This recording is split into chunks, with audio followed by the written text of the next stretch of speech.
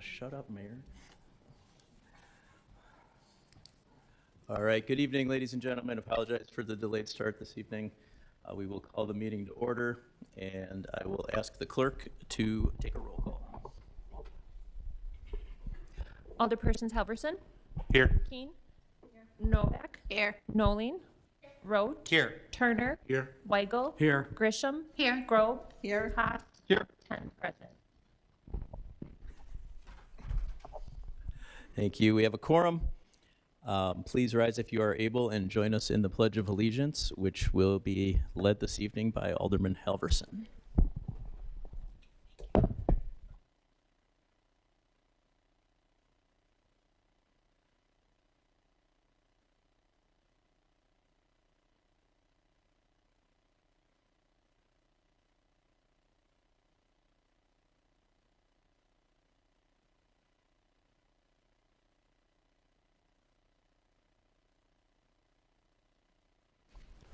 Thank you. We're going to move on to Part D on our agenda's public hearings. We have 5 public hearings this evening. I am going to ask the clerk to read out public hearing number 1, and then we'll turn it right over to staff. I think I'm good. Conditional use permit for Toros Sports Complex, a proposed indoor recreation event space, 5,000 or more square feet, and restaurant use at 6014 West Madison Street. Thank you. Mr. Scher? Thanks, Mayor. Our first hearing involves a property at 60th and Madison Street. This is just north of Greenfield Avenue in a former St. Mary's Catholic Church gym on the corner of Madison and 60th Street. The current owner is Toro Sports Complex, and they are interested in operating an event space, an indoor recreational space within the former gym. The gym has been maintained and is actually still in use. There is a nearby school, the Victory Christian School, that uses it on a daily basis and will continue to do so under the new ownership. This is a proposed multi-use facility offering indoor recreation space as well as event space. It does have both a sort of a split level design with a lower level and the upper level. The gym is on the upper level, and then there's an assembly hall down below that, along with some other uses. We'll get into the floor plan in a second. The property is zoned commercial, C2. It does allow for indoor recreation and or event space types of uses with a conditional use permit, so that's the purpose of our public hearing this evening. The event space hours of operation, primarily Monday through Friday, 10 a.m. to midnight, and then Saturdays from 10 a.m. to 1 a.m., closed on Sundays. There's the indoor recreational portion of it being primarily Monday through Saturday from 8 to midnight.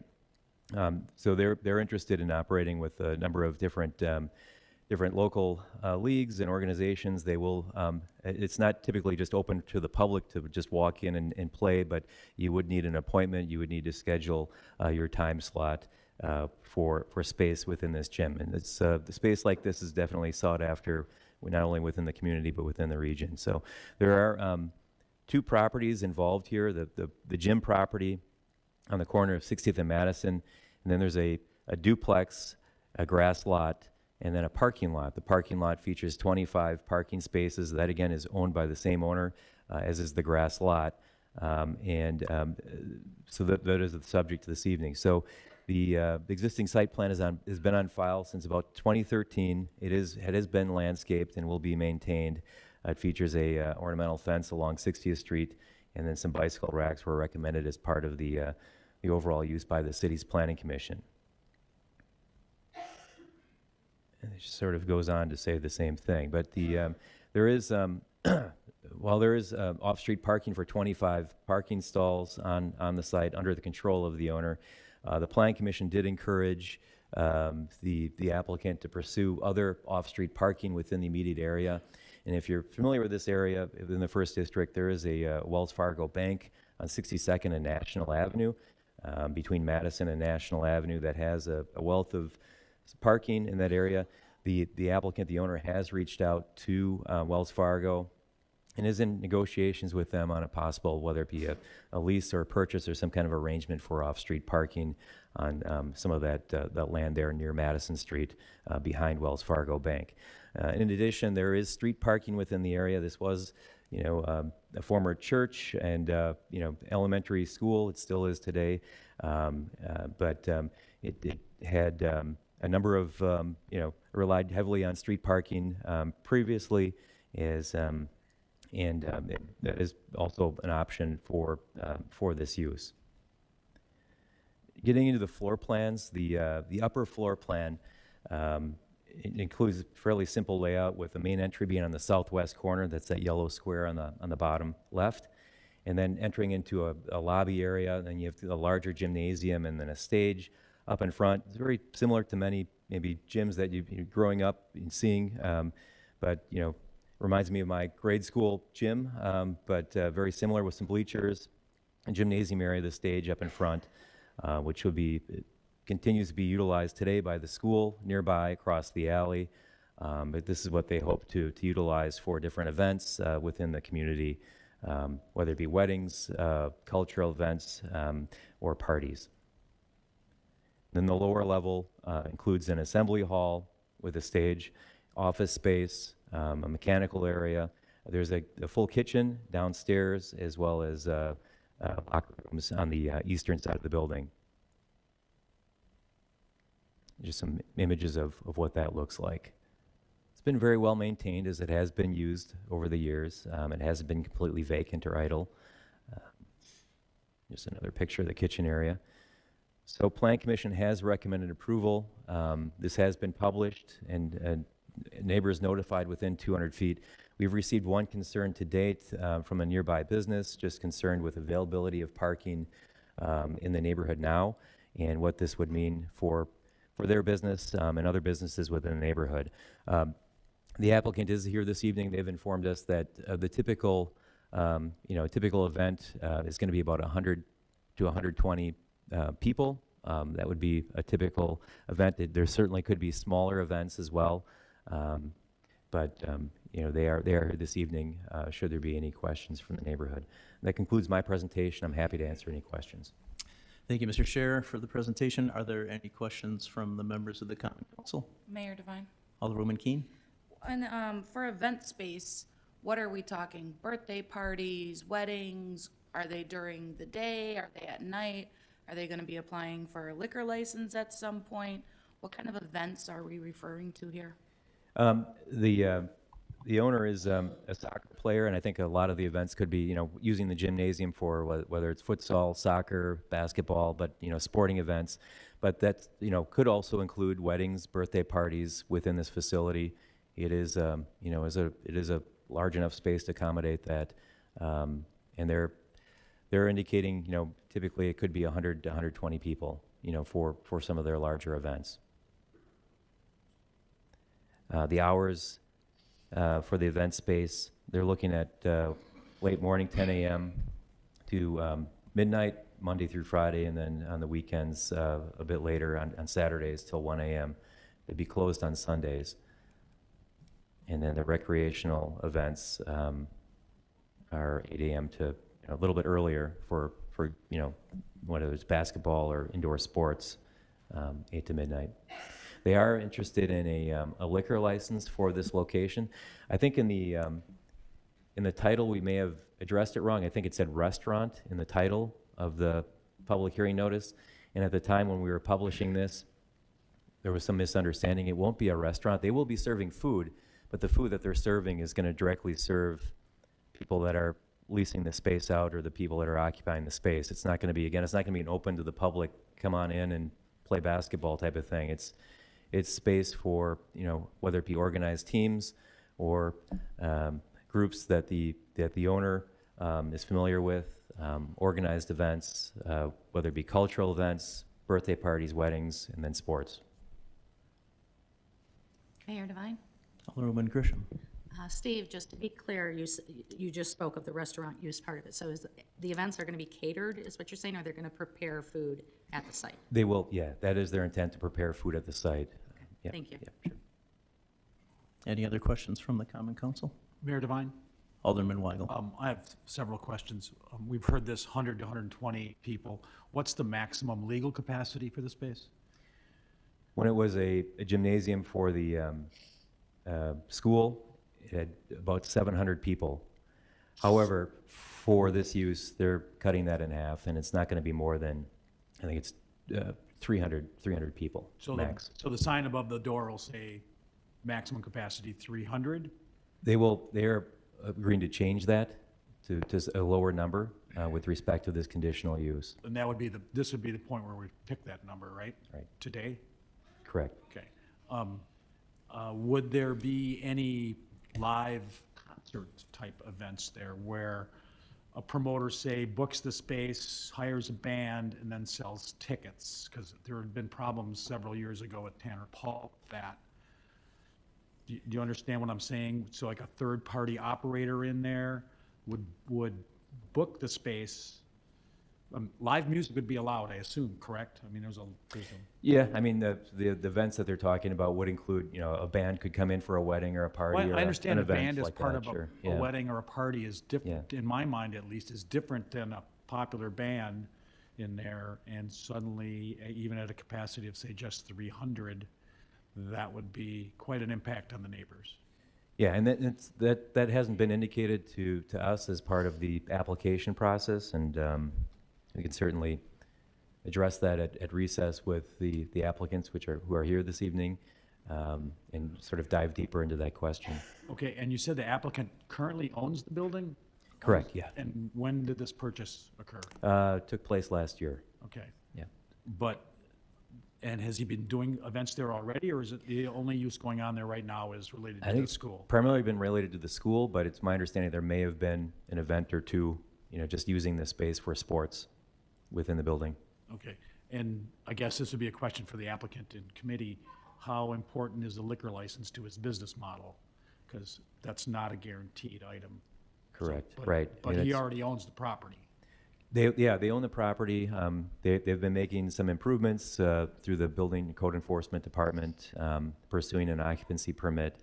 And I guess as we better understood the overall use of this, you required a conditional use permit to come before, City Council, just for full transparency and involving the neighborhood with this decision. So, but yeah, they are aware that a liquor license is a separate process, and it's not part of this meeting this evening. That's a license issue, not a Right, zoning right. issue, right? And forgive me, I'm not that familiar with that street there anymore. What is the status? You mentioned on-street parking. What's the parking availability on 60th Street? I know that's currently a very high volume traffic street. I also know that after the freeway reconstruction, it's going to be a different traffic volumes there. Do you know, is it no parking during rush hour? Do you happen to know?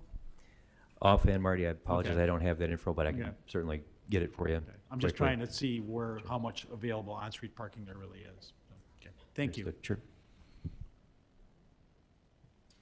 Thank you, Alderman Weigel. Any other questions from the members of the council? Seeing none, are there any questions on public hearing number 1 from the members of the audience?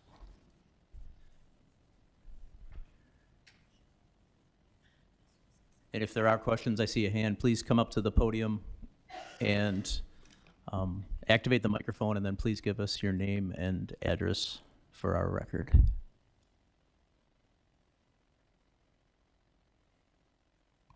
Just push that button. There it goes. My name's Michelle. I live at 1308 South 61st. And my question is, though I do support new business, parking's a concern, especially if Wells Fargo denies them using that big open lot. So I guess I'm wondering what they're gonna do with possibly 300 cars on our streets for events like that, where they're all gonna go.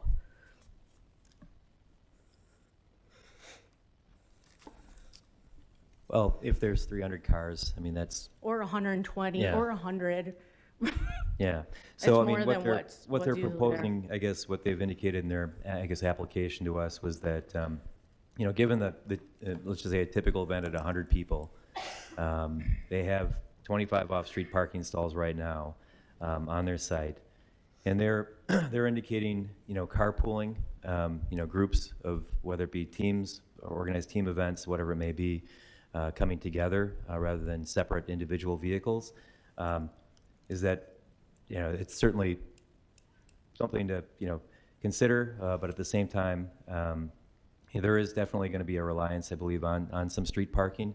I don't think the 25 off-street parking stalls are going to solve, if they have 100 people, will everyone park there? It'll probably get parked up, and then the overflow, if you figure four people per car, I mean, sure, that could fit in 25 parking stalls, but if you have 2 people per car, some of that's going to overflow into the neighborhood and along, public street parking along, the side streets of whether it be Madison or 61st or 62nd,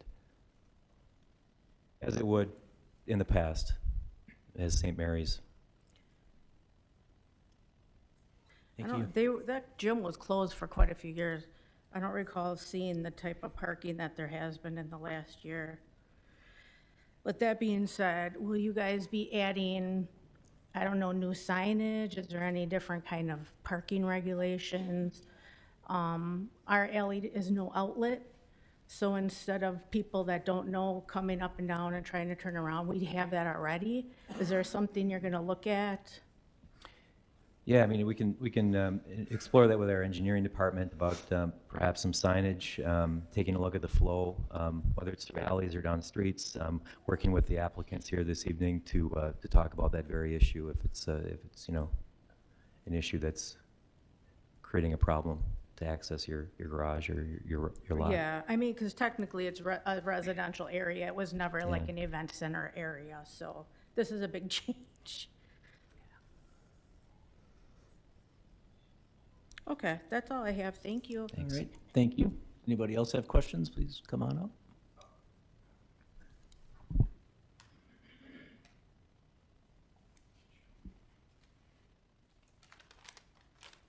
Is it ready to go?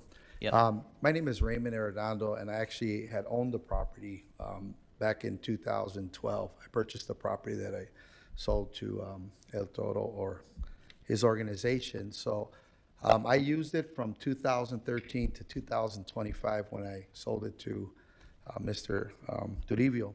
But anyways, we used it for various events back then. We used it for a gym. It's been open since then, fully operational, lower, upper.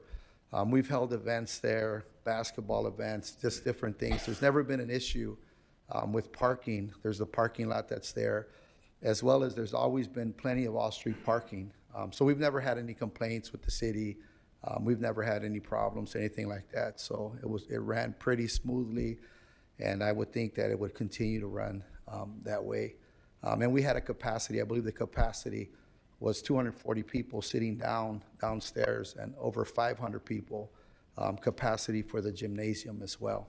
So I just wanted to make mention of that. Then I also still own a home that's over there too, as well, right adjacent to the gymnasium. So. Thank you. Any other questions or comments from the members of the audience on public hearing number 1? All right, seeing none, we will close our first public hearing, and we will move on to item 2. And I will ask the clerk to read out public hearing number 2. Conditional use permit for Banh Mi Corner, a proposed restaurant use at 6780 West Greenfield Avenue. Mr. Scher. Thanks, Mayor. This restaurant is looking to occupy a currently empty, unoccupied space in the West Allis Town Center. The Town Center has seen quite a resurgence over the recent years with Pan Asia Grocery Store, Las Cazuelas restaurant, among others. And this is another addition to that busy shopping center at 70th and Greenfield Avenue. The proposed, or the zoning is C3. Commercial and restaurants over 2,000 square feet do require a conditional use permit, which requires a public hearing.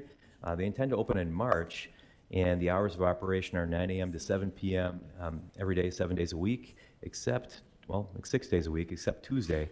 And then The overall master plan for the site does include an approved site and landscaping plan. That really isn't changing. However, there is some freshening up that the restaurant is going to pursue behind the building. Maintaining the refuse enclosure behind the building, making sure that's screened from view, as well as any landscaping that will be covered by the property ownership, as this is owned by a REIT. The floor plan includes 32 indoor seats for patrons, which would be up in the front of the building, restroom facilities behind, further back behind the kitchen area, and it would also include some storage room.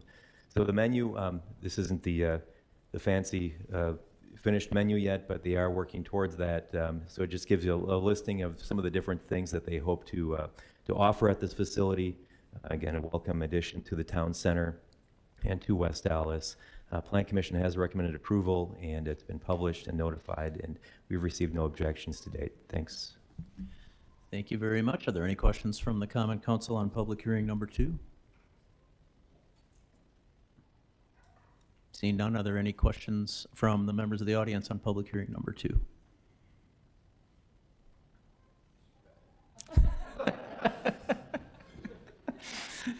Thanks for the clarity.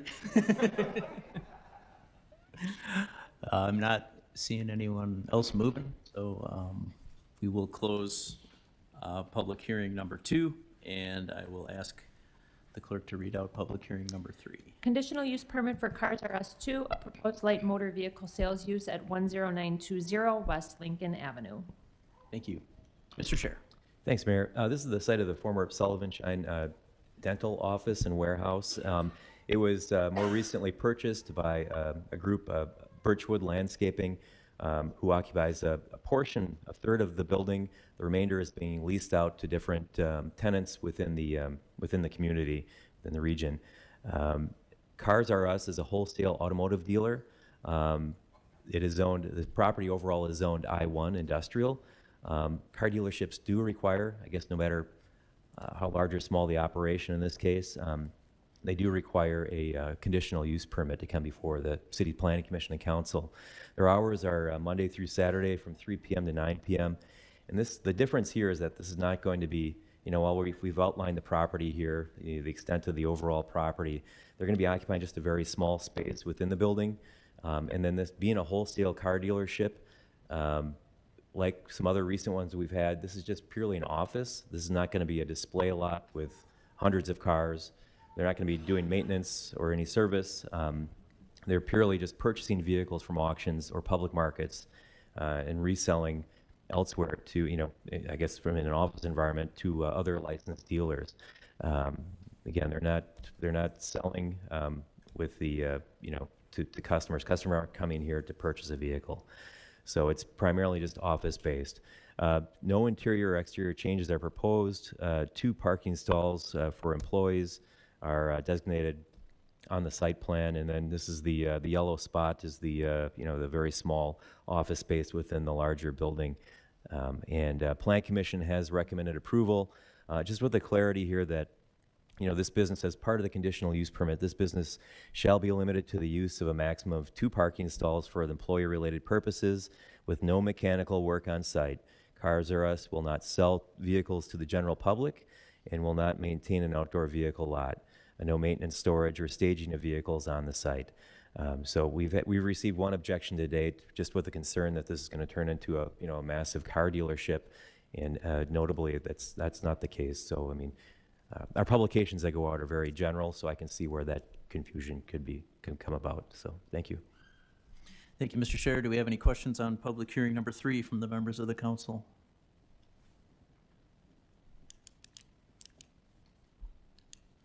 I'll let this guy get back to his seat before I go to the audience. All right. Do we have any members of the audience that have questions or comments on public hearing 3? Okay. Please, can you push the button? Oh, our attorney will help you there. Okay, thank you. Thank you. My name is Lydia Santiago. I live on 2203 South 110th Street. Okay, we were informed about this. We thought it was going to be an auto place too. That was our concern. My concern is, why didn't we receive any letter when they first, the other plant that they have there? With all the noise and everything, we hear it right in our house. Steve, do you want to answer that? Sure. Yeah, the other, so was it the landscaping company you have? Right, we Yeah. were never informed. So it's a, It's a zoning. I guess, the type of use, in this case, a landscaping company is considered a light industrial use, which is considered a permitted or limited use within that neighborhood. So as long as they meet the basic criteria of that, of the zoning ordinance, it does not require a public hearing.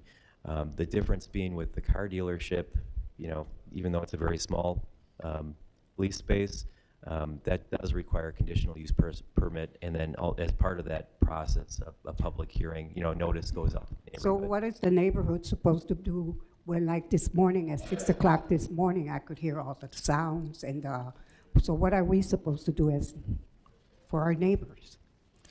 You may contact your elder persons, or We- you can which contact. we have. You can contact the planning department as well, or, you know, just let us know, and we'd be happy to, you know, understand, you know, what's going on, and take, you know, pay a visit and talk to the ownership. Okay, thank you. Thank you. Any other questions or comments from the members of the audience on public hearing number 3? All right, seeing none, we will close our third public hearing, and I will ask the clerk to read out public hearing number 4. Final resolution authorizing public improvement of concrete construction, concrete reconstruction, and asphalt resurfacing at West National Avenue from West Lincoln Avenue to South 108th Street and levying special assessments against benefited properties. Thank you. And when you're ready, I'll turn it over to our city engineers.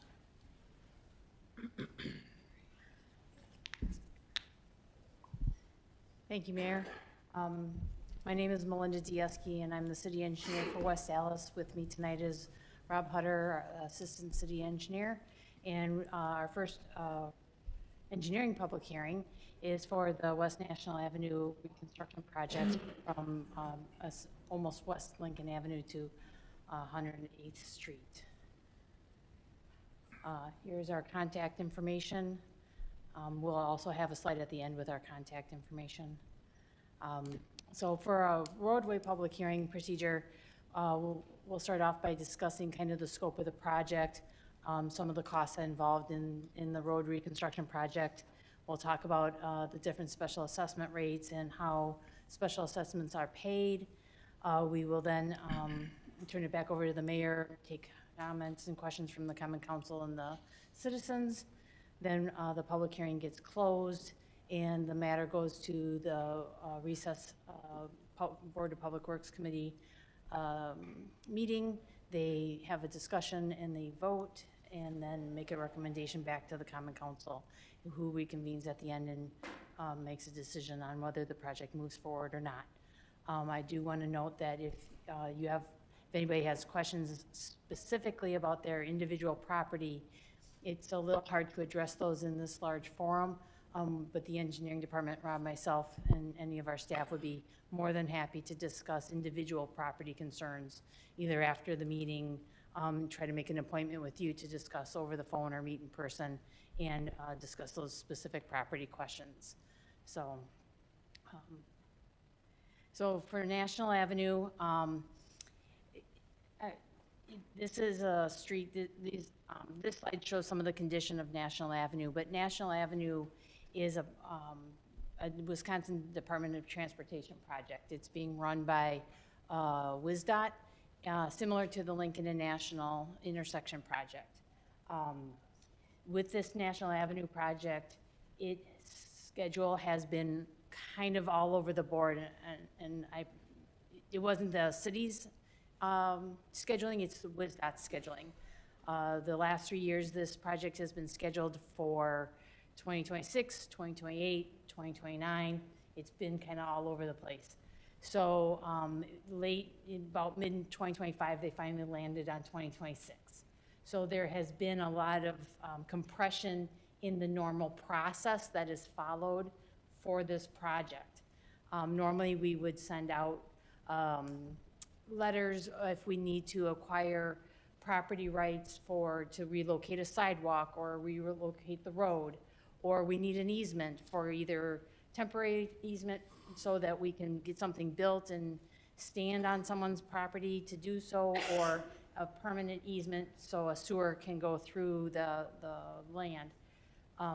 Normally, that happens a year to 2 years ahead of the special assessment and the public hearing process that we're in today.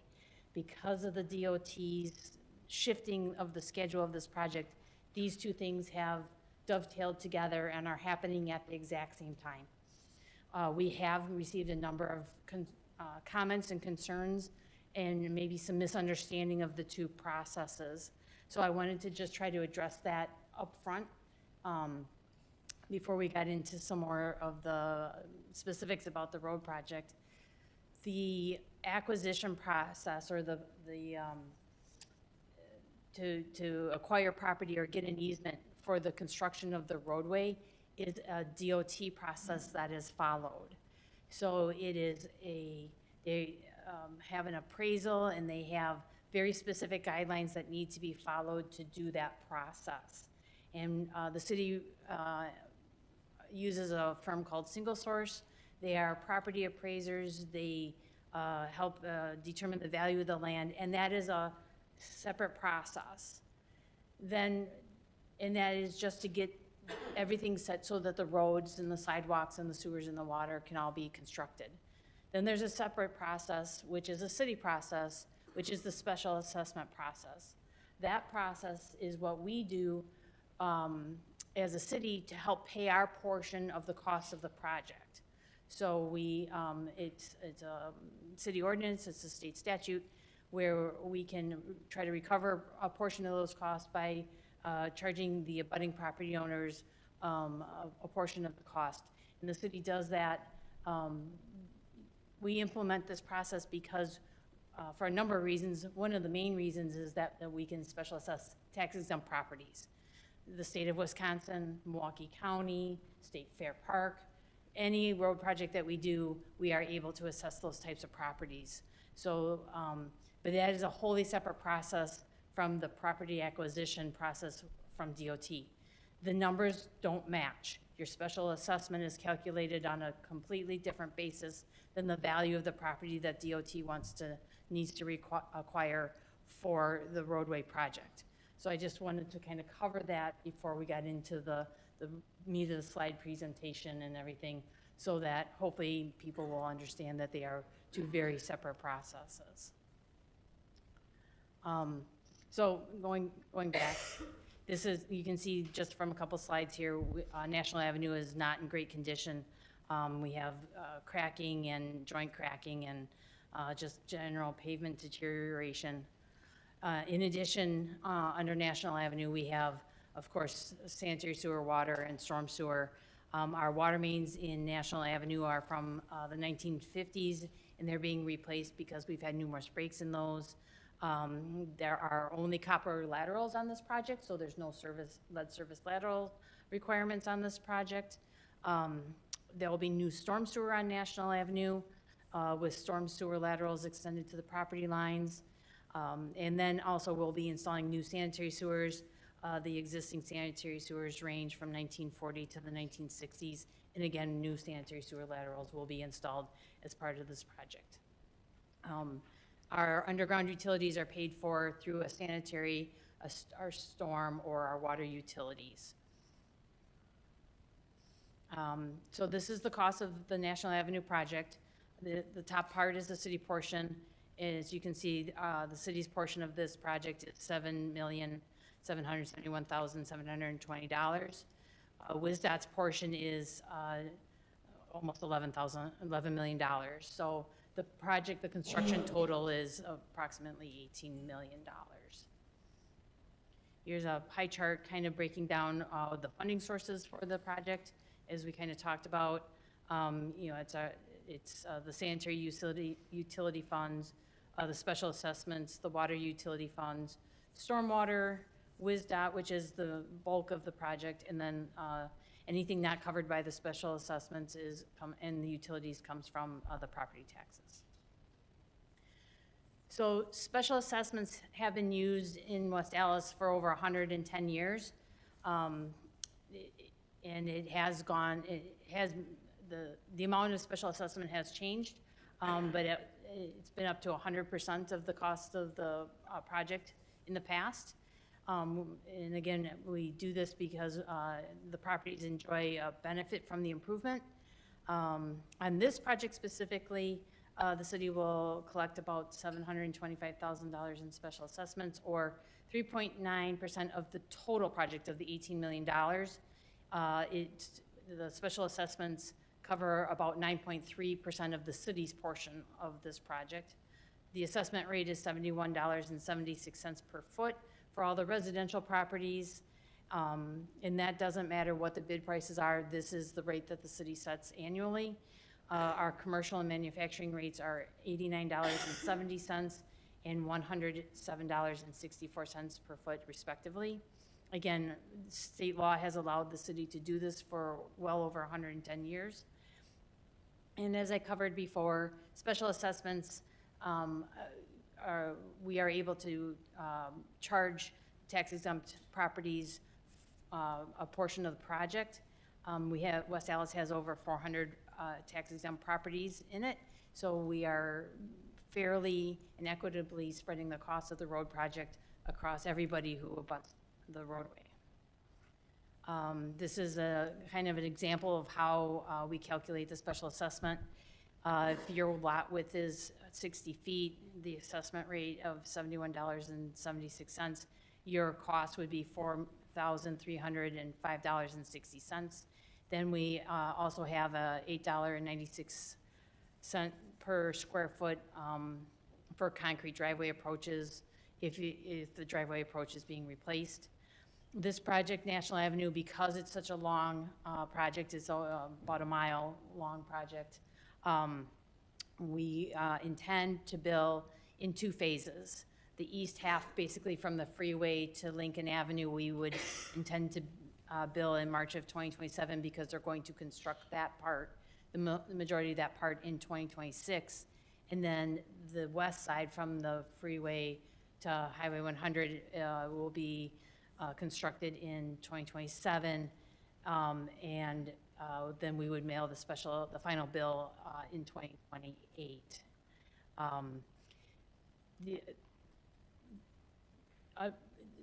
A note, while they're going to focus on constructing the east half of the National Avenue in 2026, there will be parts of the west half that are done in 2026. The storm sewers for National Avenue are very large, up to 108 inches in diameter. So they will be working on some of those in 2026 to try to get some of that done ahead of time to allow the roadway construction to move forward a little more efficiently in 2027. The other thing you should know is that the estimate letter that you received, that is the maximum amount that the city can special assess without either having a new public hearing or obtaining a waiver from the property owner to increase that cost. We can't just raise it without getting your permission to do so, and we would have to tell you how much we needed to raise it if something changed on the property and additional work needed to be done. So this is the maximum that estimate would be. There are several payment options that we have. It's a lump sum payment, a 5 or 10-year installment, and the installment plans have a 4% interest. So at the bottom of the slide here kind of gives you a range of what your payments are going to be. And then on the side here we have, just so everybody understands, the city isn't making a profit or collecting money above what we're assessing, because when we go to fund a road project, we have to borrow funds to pay for it. So we're charging an interest rate that is comparable to what we borrow at. So we're not making a profit or anything like that on our project. We kind of went over the construction schedule. Again, this is going to be a long project, a 2-year project. There will be notices mailed to your properties, as well as sometimes quicker notices needed. So we'll do door hangers, or sometimes we'll put a little notice, like kind of between the screen door and the front door, tape something to the front door. So there's a number of ways we try to keep everyone informed. A couple things people ask a lot about during the street construction. Trash pickup is always important, and it is incredibly important. So as the construction moves along, the contractor will coordinate with the engineering department, and will coordinate with DPW about trash collection and try to get that all squared away and get everybody information about how that's going to work. Parking, when street parking is not accessible, you'll be able to park on adjacent streets without obtaining a parking permit. We work with our police department to let them know that there's a road project going on. We have this radius, please don't ticket people that would normally live on the street. Again, we send letters out during the construction, and we try to do door hangers or letters in at the front door. And then if you have specific questions, again, please contact the engineering department, Rob, myself, any of our staff, so we can sit down and talk about those in detail. Lastly, another great way to stay informed is we do a construction in progress report every week, sometimes more if that's needed. You can sign up on the city's website to get that information, and we try to keep everybody up to date as best as we can. And with that, I conclude my presentation. And then here's our contact information again. Thanks for the presentation. Are there any questions from the council members on public hearing Mayor number Devine? 4? Alderman Rote. Are they gonna have on the east leg two-way traffic? There was discussion about having just the westbound 2 lanes each direction and then switch. I believe that's actually what they're gonna have to close one side and move traffic to the other side, and then flip-flop. Thank you. Thank you, Alderman. Any other questions from the Common Council on public hearing number 4? Seeing none. Okay, are there any questions or comments from the members of the audience on public hearing number 4?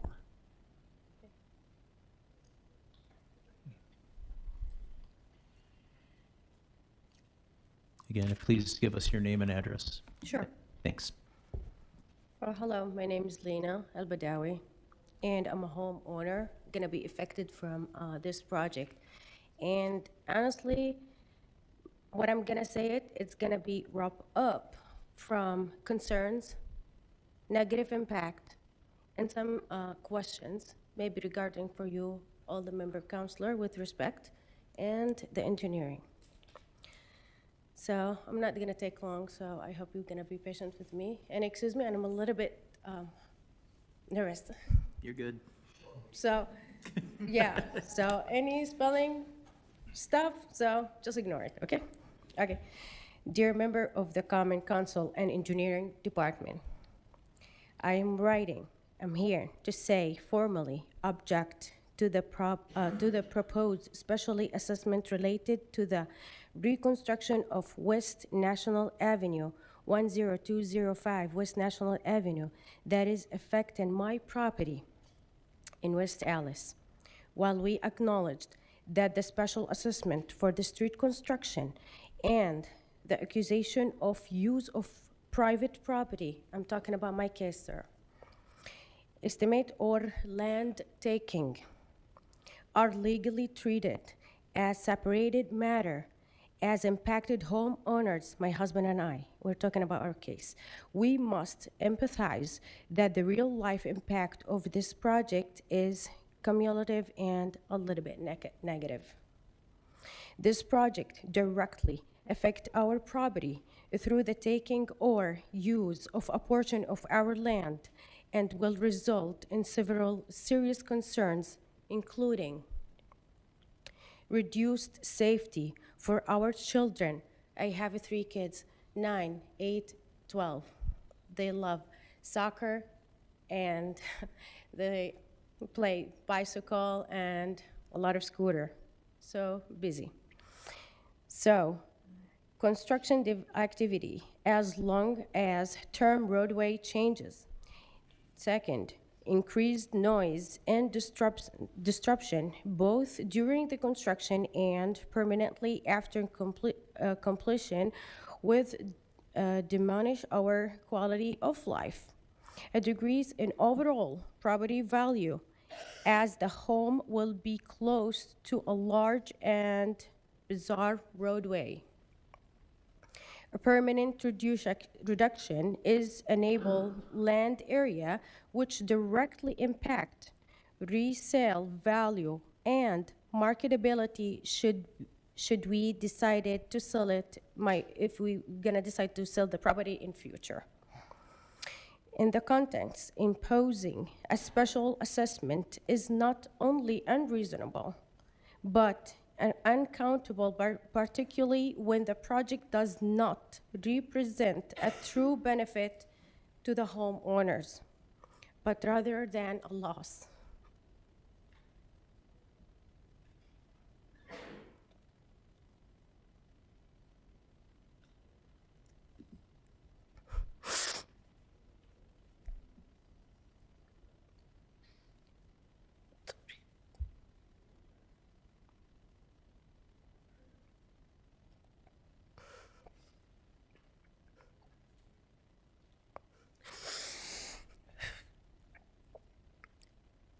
Additionally, we are deeply concerned about the compressed and unfair timeline imposed on our property owner.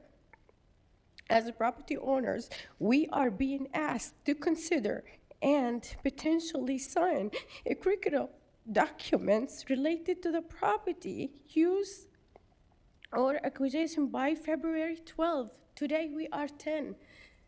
So there is no timeline to think or take an even advance from any agent to do the appraisal. So we have 2 days. While the public hearing instead of homeowner, oh, appreciate you. Thank you. While the public hearing instead of for homeowner impact is scheduled for February 10th, we are here today. The timing plays under pressure on homeowners and admire the spirit of magnificent public participation and informed consent. As a homeowner, we already carry a significant financial obligation, not only me, all of us,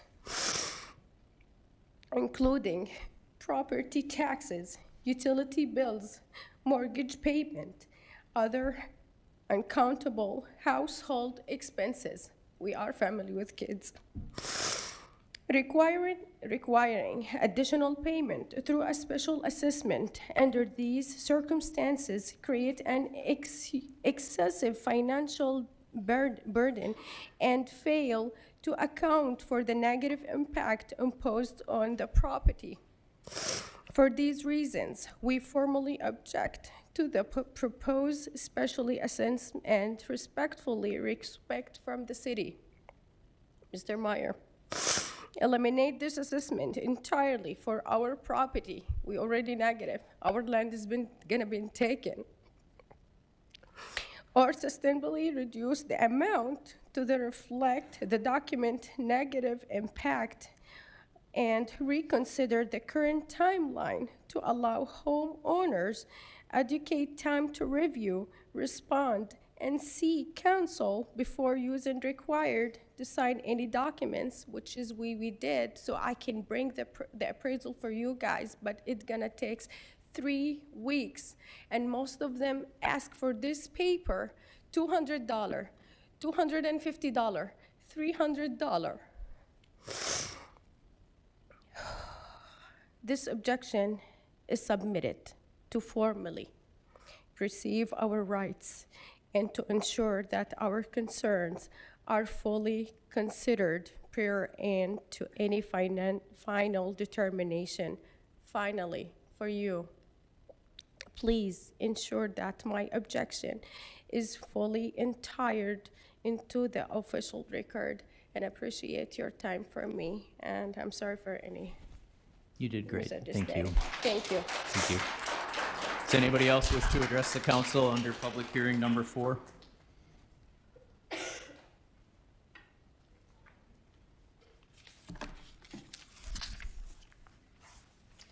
Good evening, members of the council.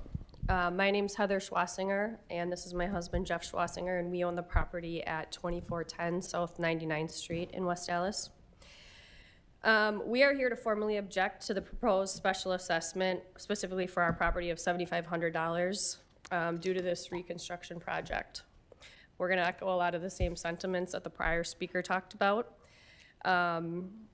A city may only levy special assessments if the project confers a special benefit on the property. Wisconsin courts define this as an uncommon advantage that is not shared by the general public.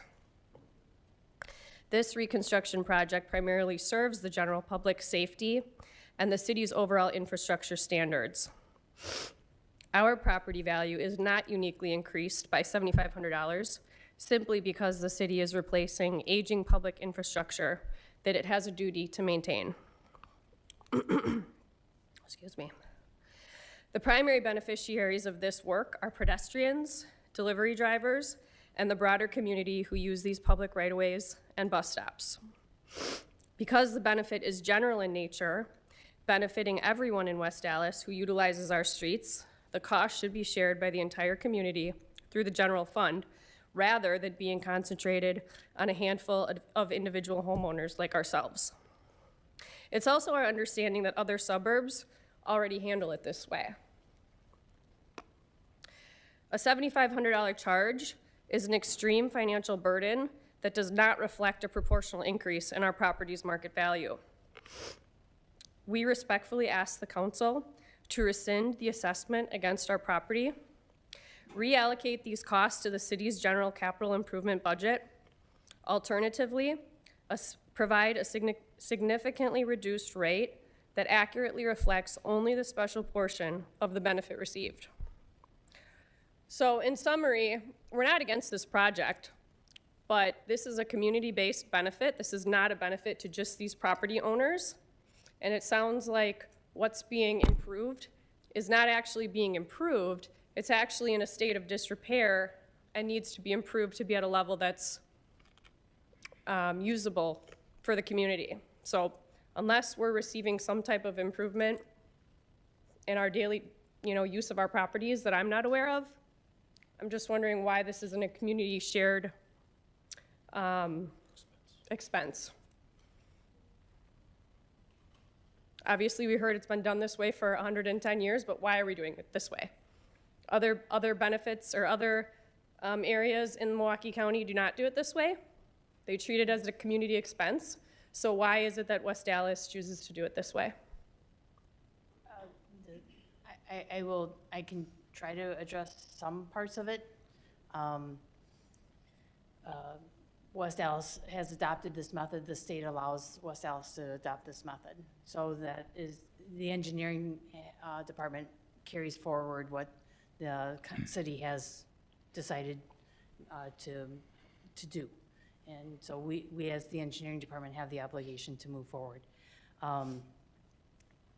The conferring of benefits in the legal terms, that's not my expertise. I'm the engineer. So we've implemented what the city has put forward as the methodology. A portion is being picked up by the general taxes, so it is not 100% tax special assessment. There are communities in Milwaukee County that do levy 100% of the project to the property owners. I know that for a fact because I worked for one. So West Allis is being, I think, their methodology is different than other communities. Each community gets to decide how to implement a special assessment policy. So West Allis has chosen this one where the burden is shared not only by the abutting property owners, which have a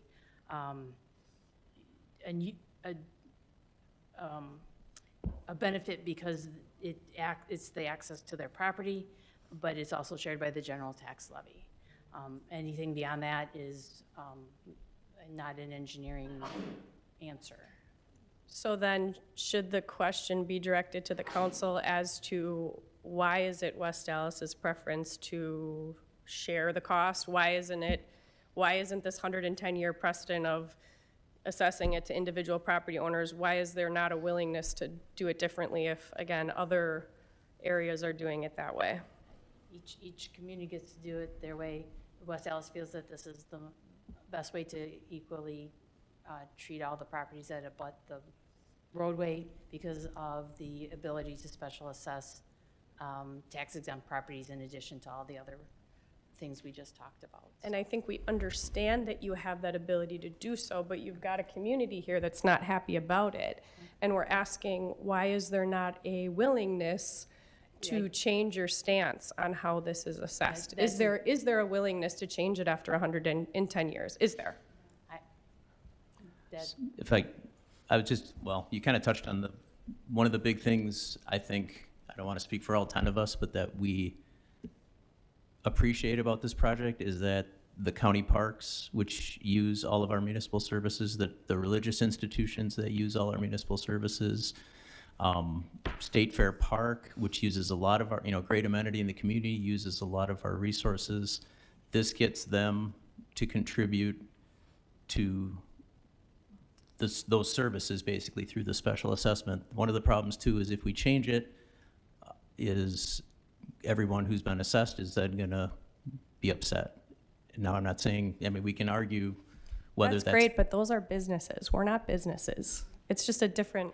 Well, they are, but they also are using services that we're all paying for, and they're not contributing. That's just a reality of it. So if there's a medical emergency at a church, we're gonna respond. If there's a crime or a break-in at a church, we're gonna respond. But they're tax exempt, so they're not making any contribution towards the services that they're receiving. So that's one of the big benefits. Anybody in this room can contact their alderpersons and ask about making a change or even shifting the breakdown. That obviously most likely will not affect this project. And again, I don't want to speak for all 10 alderpersons because some may have differing opinions than me, but that's just a couple points that I wanted to add. Okay. I think it's just very subjective that it's adding value to our property just because we live adjacent to the work that's happening. Yeah. When in fact, our neighbors down the street would still use this sidewalk to go for a walk around the block. And it's actually going to create a burden throughout the construction of this work for us, and we look at it the complete opposite way as many of us do. You can. Thank you. Yeah, and I just, my street was done about 12 years ago, and aside from my kid thinking the dump trucks were really cool, it was a nuisance. And we did the 10-year payment plan and, just finished paying that off a couple years ago. But I hear you. I do hear you. I think Alderwoman Keene wanted to. Yeah, I just wanted to add, with why not changing it, at some point, every road in the city is gonna be done. They get reassessed and graded at a certain point. So at some point, that will be done. If we changed it to where everyone pays, kind of the Mayor Devine's statement is, I lived in a house and the street got done the year we sold it, I paid for it. I moved, 3 years later, that street got picked. I paid it again. So I have paid for a street that I lived on for 6 weeks. Moved to a new one, paying for that. I did the 10-year plan as well. Actually, our payments it was done in 2019. Our payments started in 2020. So at some point, now whether or not that person lives in that house, a street is gonna be done and those neighbors are gonna pay for that street at some point. Whether you live in the house when that street gets done, I'm not sure, but it does get reassessed all throughout the city of West Allis of how they grade it. So I just wanted to add that little bit of comment in. Thank you. Thank you. Anybody else have questions, comments on public hearing number 4?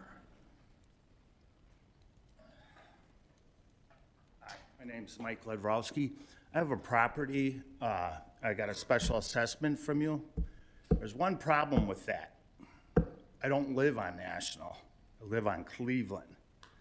Could you explain why I got it? Sure. There are some properties along National Avenue. Part of the project is going on Cleveland, somewhat west and somewhat east of National Avenue. Oh, so you're gonna be ripping the road up on Cleveland too? A little bit, yes. What's your address? 10213. 10213? Yeah, we're just trying to, yeah, yes, we'll be going past, up into that property, just past that property, to blend, it's kind of flat there, so Yeah. they need to go back a little further to get the proper match into the intersection. Are you gonna be doing the laterals too?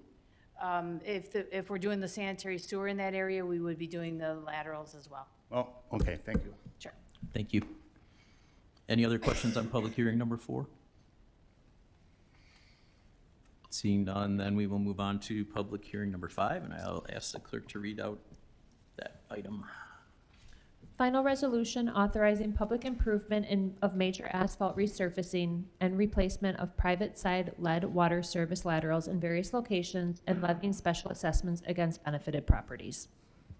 Thank you. I'll turn it over to engineering staff when you're ready.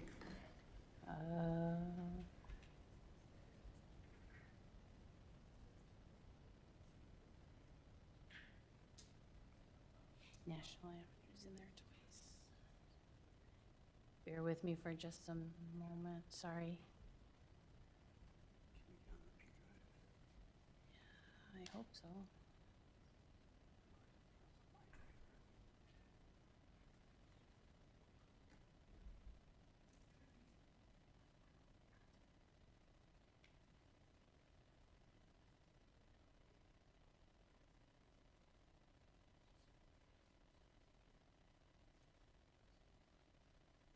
Apologize.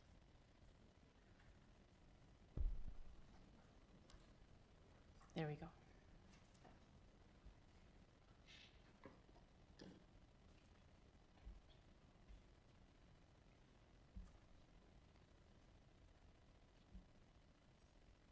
It's really the same size, just different streets. This public hearing is about the resurfacing of South 75th Street from West Beloit to West Arthur Avenue, South 90th Street from West Greenfield Avenue to West Schlinger Avenue, West Washington Street from South 89th Street to South 90th Street, and South 94th Street from West Orchard to the dead end.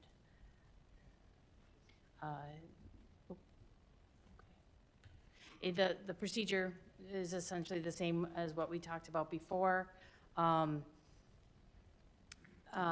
For these projects, we're doing what's called a major resurfacing, where we're not reconstructing the entire roadway. They are in disrepair, there's cracking in there, but it hasn't reached to the point where we need to do a full replacement. The curb and gutter is still in, there'll be spot places for curb and gutter, spot sidewalk replacements, but the pavement is what's deteriorating the most. So they are eligible for what's called a major resurface, where the process is we'll mill off the asphalt after I'll take a step back. We'll do any underground utility repair first, then we will mill off the asphalt or and any concrete that may be underneath it to allow a new surface of asphalt to be placed. So it's different than a full reconstruction project where we rip everything out and redo it from the start. In these streets, we do have sanitary sewer and water and storm sewer. Some streets will have a new water main because there are some that are from the 50s with some breaks. There are some streets that do have lead laterals on these streets. So if we believe the property to have a lead service lateral, we included the $2,000 special assessment that we have for those. So that's included with this bill, so it's an all-in cost. So we're not going to do a separate public hearing later for that. Some streets will get a new storm sewer. Some streets will get a new sanitary sewer with their laterals. So it kind of depends on each street, what's happening. We have the approximate cost for each project. For South 75th Street, the total project cost is about $120,000. South 90th Street is approximately $856,000. West Washington is $81,000.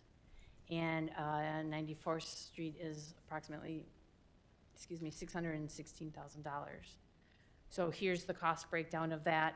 Again, the sanitary, the storm water, storm sewer, and the water are all paid for out of those utility funds. The road work is then, has a portion paid for by special assessment, and then the balance is paid for through property taxes. And for this project, we have collect about $528,000, which is approximately 32.7% of the total city cost of this project. For a major asphalt resurface, the assessment rate is $59.80 per foot for residential properties, with commercial and manufacturing being $74.75 or $89.70 respectively. Again, this is the bill that you received, the estimate that you received is the maximum amount that the city will assess. We can't change that without conversation with you and you agreeing to the cost for the additional work. And lastly, as we kind of covered, the city utilizes special assessments to treat all properties equally because the special assessment method allows tax exempt properties to receive a special assessment for the road work. And again, 400 properties that do not pay property taxes. Here's an example of a special assessment if your lot width was 60 feet, but your assessment rate in this case is $59.80. Your cost would be $3,588, again, plus the cost for a driveway if that was applicable to your property. These streets will all be done in 2026, so any final bills will be mailed out no sooner than March of 2027.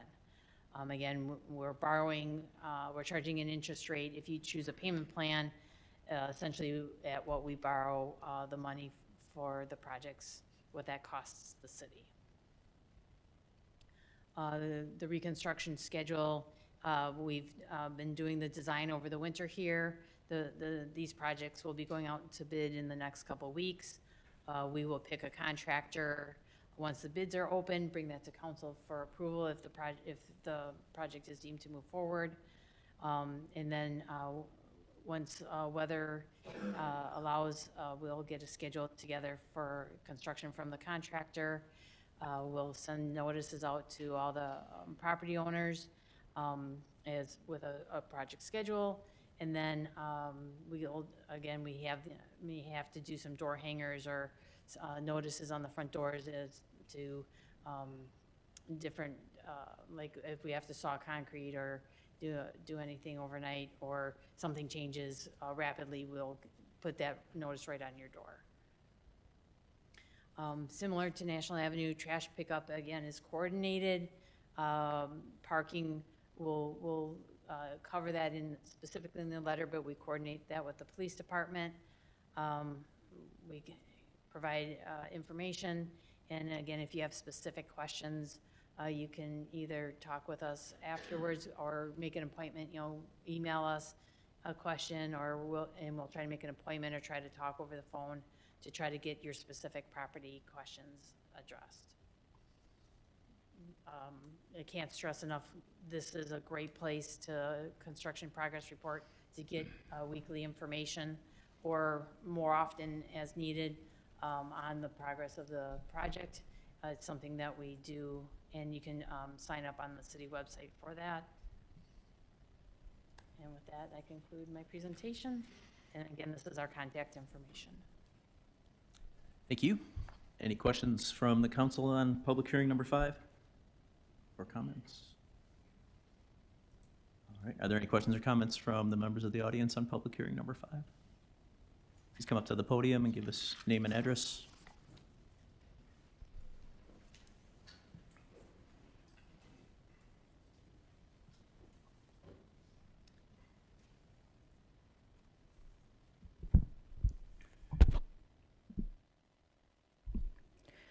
Amanda Gonzalez, 934 South 90th Street. My husband, Corey Gonzalez. Did you guys, can I give this to you guys for you to look at? Pictures of what happens to my house, my yard, every time it rains? Hand it to the Yes. city attorney and Yeah. he'll get it to us. Yeah. So our street floods in front of my house, my next door neighbor's house, the two houses across the street. It floods ridiculously all the way up over the curb strip every single time it rains because it is pitched down from each end of the street. It goes like this. It's like a valley. It's horrible. And ever since the flooding in August, our vehicles have been infested with these spiders. We didn't know where they were coming from. I had 2 exterminators come out, and they looked, and guess where they're coming from? They're coming from the tree at the curb strip because everybody's brush and yard waste washes down the street, but the street sweepers never come. They never come, so it all just sits there in front of my house, in front of the sewer drain. And the spiders live there. And then when it rains and the street floods, the spiders go up the tree. And if you look at the tree in the sunlight, it is just encased in webs, and then they rain down, and they're destroying our property. Destroying our property. How much bug spray, chemicals, cabin filters, air filters, car washes, detailing, it's insane because these spiders bite, and this infestation is terrible. I'm scared of spiders. I can't live like this. We pay through the nose for property taxes. Our taxes have gone up 73% in 4 years. 4 years. We have kids. Like, we wanna live too. We wanna live too. We wanna give our kids good opportunities, which is why they don't even go to school here. We want to just survive. We want to be able to pay our bills. And you are taxing us out. You are bleeding us dry. You're squeezing us to death. We can't afford to live. We cannot afford to live like this. You raise our taxes every single year. Where are they going? What is it for? And then we have our lot that our house is on. And then we have the second lot right next door. And that's our yard, okay? But it's zoned institutional that I just found out. And institutional lots are meant for like nonprofits, and they're supposed to be tax exempt. But we get charged residential tax every year for it, but it just goes up and up and up, right along with our house taxes. And you say like this street work is gonna benefit our property. How is it gonna benefit our property? Because in September, I contacted the city about the flooding and the spiders and the infestation and how hard it is to live like this and why are we paying all these taxes, and this is becoming a health hazard at this point for our family and our children and our pets. And the city came out and they looked and they said they were gonna do something about it. That, oh, this whole street's gonna be done and we're gonna dig it up and it's not gonna flood anymore. But online, like you go and you read like the public inspection report, and it's just like minor asphalt resurfacing. But then you have to come here to this meeting in order to hear all these things. And then it says on there, well, some houses, they'll have the driveway done. Some houses will have this done. Some houses, which houses? Like, why is it not more detailed? It's so open-ended and vague. There's so much gray area to just take everybody's money. Nobody can afford to live like this. Nobody can afford to live like this. It's out of control. I have an old, there's a neighbor across the street. He can't come. He has questions too. He wants to know what federal and or state funding is going towards this project. Any? I don't know, like where do you think all this money is gonna come from? Like, you're just gonna keep raising it every single year on us. Like, what are we supposed to do? Does anybody have an answer? Like, when does it end? I mean, you wanna, all this affordable housing and these cardboard box apartments that you're building everywhere and all the liquor licenses and bars and restaurants and everything like that, but like, when do we matter? Like, just the middle-class property owners. When do we count?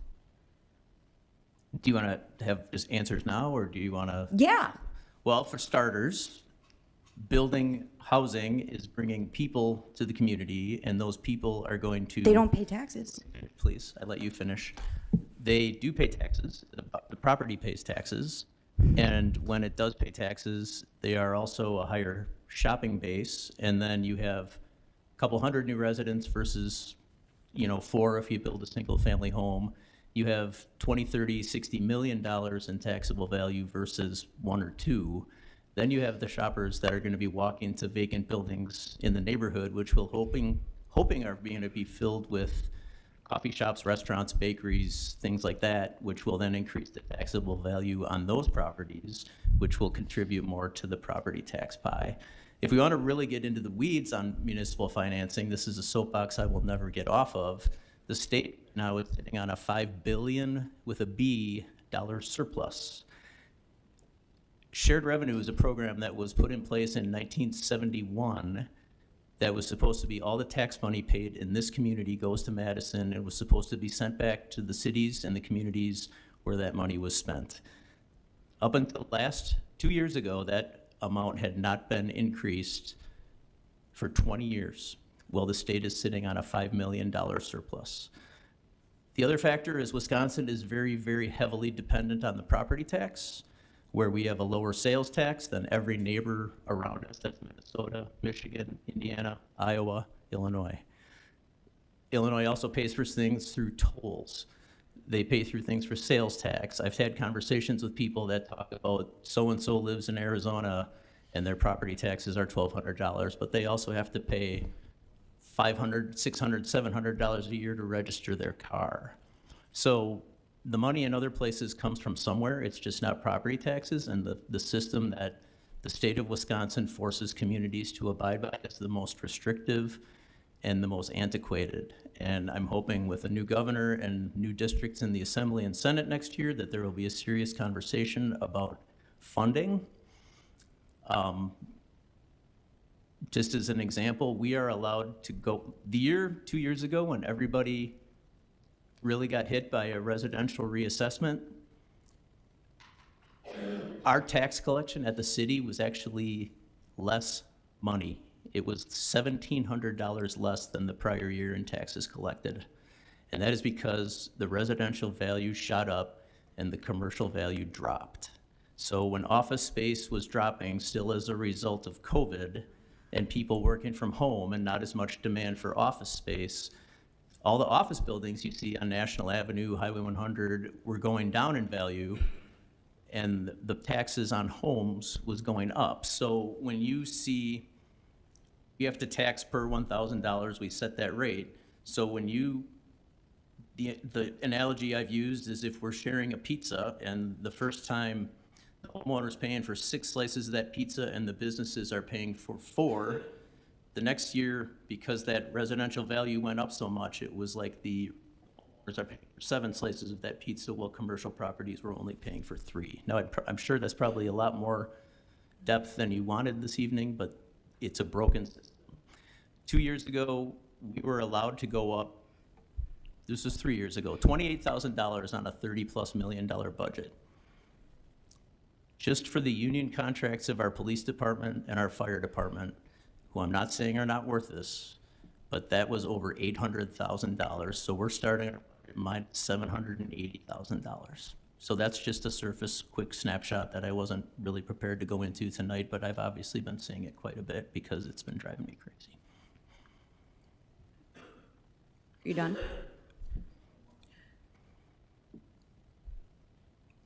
Are you guys going to fix the flooding? How do you plan to do that? That's on tonight's agenda, the report. Yeah, there's a flooding report, but on. No. Just, Not from the State Fair flooding, not from where it happened understand. everywhere. Our street floods every time it rains. I believe, so what's your address on 90th? 934 South 90th Street. Okay, so there is a spot on 90th Street that is what we call a dead low. Both sides of the street Yeah. come down, and that's probably right where you My live, yard right? is sinking. Yeah. So we have looked at that, and we're going to add some additional catch basins there, the grates that you see in the street, to collect the water quicker and get it into the storm sewer faster so it doesn't pool on the street. We know that there's not enough in that area, so we're going to add some there.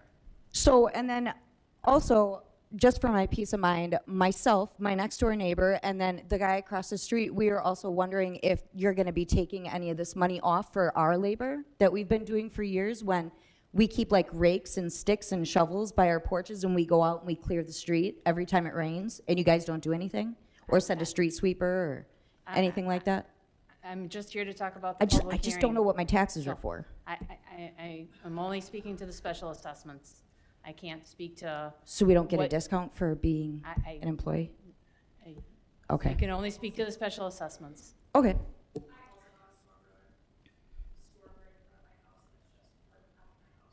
No, did you see the pictures? My yard is sinking. Our properties are getting infested with spiders. I know, but like, a storm drain is a storm drain, but nobody else's stuff is just being destroyed every time it rains.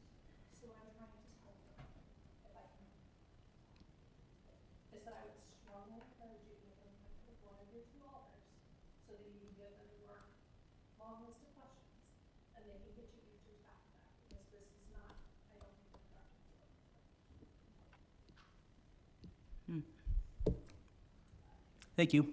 Any other questions or comments on public hearing number 5?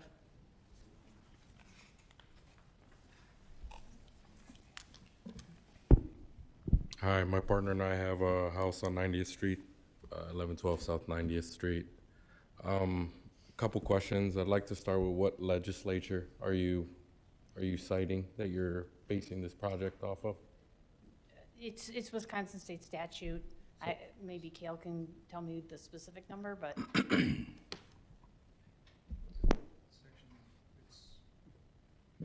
Section 66.0703. Thank you. Couple other questions. What are you guys basing your calculation off of? National Standards has asphalt between $20 and $25 a square foot. You guys are calculating asphalt at $56 a linear foot? we're calculating an all-in cost. So it's the cost of the pavement of the roadway, the gravel, that if we need gravel, any concrete sidewalk is included in that $59 rate. Curb and gutters included in that $59 rate. We have a separate rate for the driveway approach. So it's all inclusive. It's not a specific cost of a specific construction material. And That it's not sounds on lineal unfair foot. to the individual homeowners, though. You're setting a fixed rate to each individual house when you don't know what materials you're gonna use in their section of the property. Well, the whole street is going to be resurfaced in asphalt, and all the curb and gutter is always concrete, and sidewalk is always concrete. Okay. So the concrete isn't on the letter you guys sent. You guys only put there that you guys were doing asphalt. It's included, if we're doing spot repair of curb and gutter or spot repair of sidewalk, it's included in that rate. We call it a major asphalt resurface. It includes those elements within that project. So you're averaging both rates? We're averaging, we're including the cost of any concrete for curb and gutter and sidewalk, any gravel that we may need with the curb and gutter and the sidewalk, and the cost of the asphalt, any sawing that we may need to do, any milling we do. I mean, it's the construction process that is built into that rate. Okay, well, I have a few other questions. I'd like to know where you guys came up with the rate, the 4%, if they decide to do a 10-year payment plan. What's the county's rate that you're getting to borrow these funds? I don't think we borrow from the county. It's from a bank. I'm not, I'm not the financial person, It's, but from what I understand it, that's the cost for us to borrow the money to allow you to pay over 10 years. So we don't profit on that, but it's whatever bank or whatever rate we borrow from, that's the increase, or the interest rather, that we pay. If, Attorney Decker, did you have anything to add?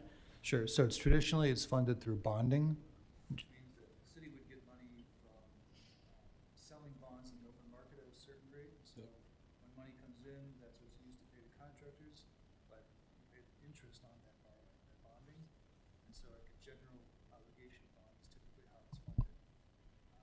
So that's the interest that we pay to people who pay the money up front to let us pay for the project up front, to allow others then to pay back over time. So there's a big municipality that uses our streets.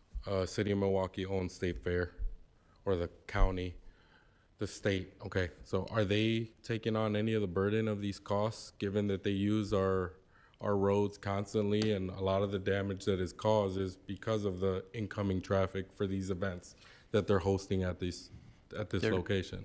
There's a payment for municipal services payment that the city gets. It does not make us whole, and that's another thing we've been lobbying the state for years, to try to make that more equitable. Alderman Halverson, do you have? I'm actually working on that right now with our state representative to get that oversight fixed, because we do run a deficit every year trying to cover costs for State Fair.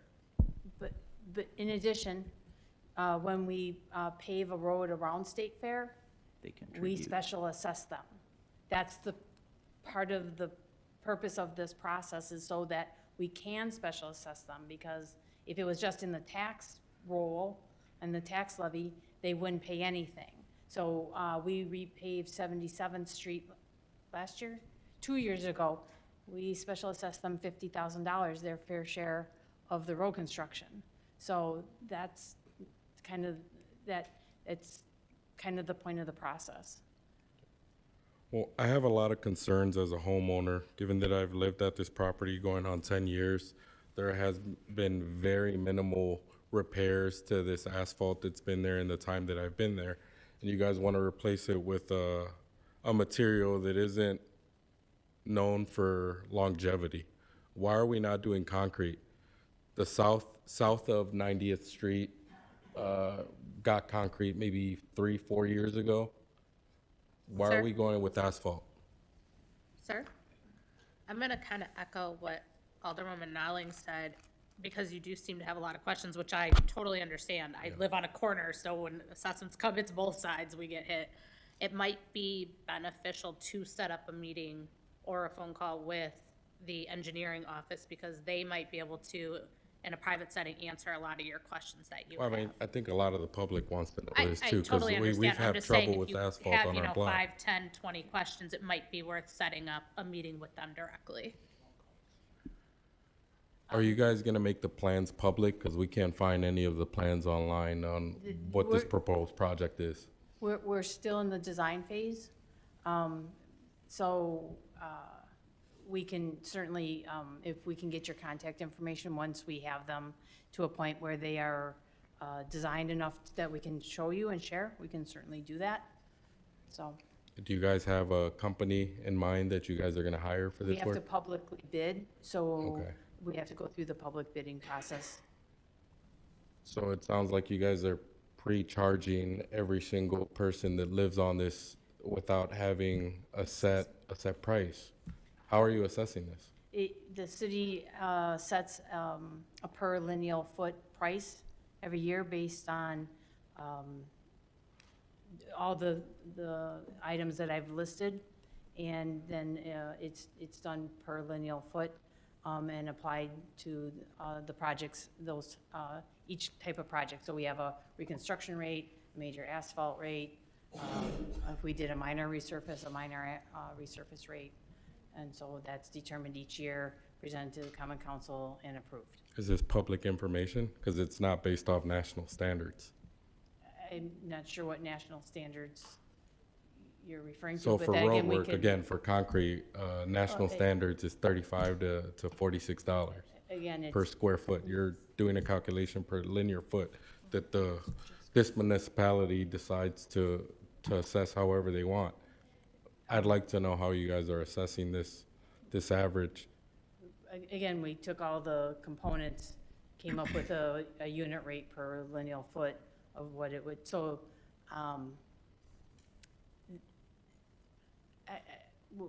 if we, it starts to get into the weeds a little bit, and.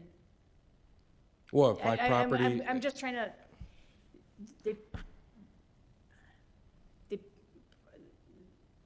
They would take the total cost of several different projects of reconstruction, asphalt resurfaces, to do 2 different kinds, take an average over time, and then come up with the average lineal foot, and then come up with the unit rate that included all those components. So that's as, I guess, as broadly as I can try to describe it. I'd like to know those rates though, Mr. so Chair? hopefully I can get you guys' information so we're- we can Attorney get Decker? that. So you're talking about a lineal foot versus a square foot, correct? Yeah. So the street's probably 20 to 24 feet wide there, I'd assume? Maybe even 28. So we'll Well, say, it's 30. we'll say 12 feet, so your half of the street is actually 12 feet wide. So a lineal foot is technically 12 square feet, whereas you're talking about a square foot rate. A lineal foot is not a square foot. So they're measuring it by your lot line? Correct. So the amount of pavement and asphalt that's being used is more like 12 square feet. It's not. 12 lineal feet will be 12 feet. 12 square feet would be a little bigger. So a lineal foot is a straight line, and a square foot Correct. is a It's a two-dimensional. So I think we should talk about this afterwards. Yeah, Okay. that's what I was trying to get to, I So, guess. sure, I'd like to know how you guys are coming up with this rate, because you guys set a fixed amount for just under 3,000 for my property. I'm sure a lot of these other homeowners would like to know how you guys decided to add this cost to their property. So, I mean, I would really like some details on how you guys are coming up with this cost. And that's something we can discuss offline after I've tried to do it a couple times, and I'm not evidently expressing myself clearly, so. No, I just wanted to say, I'm not opposed to, 90th Street getting fixed. I just want a more permanent fix, because a lot of people have been, saying that there was flooding in August. So obviously there is a fix, but if I'm gonna be paying out of my pocket with interest, because I don't have $3,000 to just come up, then I would rather have a more permanent fix that is gonna address some of these issues that a lot of the people are coming up here and saying that they have with the street. And it might be a little premature, if there's funds that you guys can allocate towards some of this stuff, it'd be great, so it could relieve some of what we're paying that we obviously, a lot of people have been saying can't afford. So that's just some things to consider on some of these projects. Okay. Thank you. Does anybody else have questions or comments under public hearing number 5? Go ahead.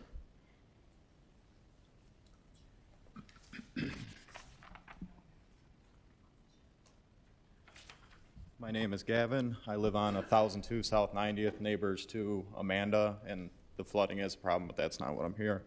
I have simple questions. What is the expected lifespan of asphalting a road? Like, how long is it gonna last for?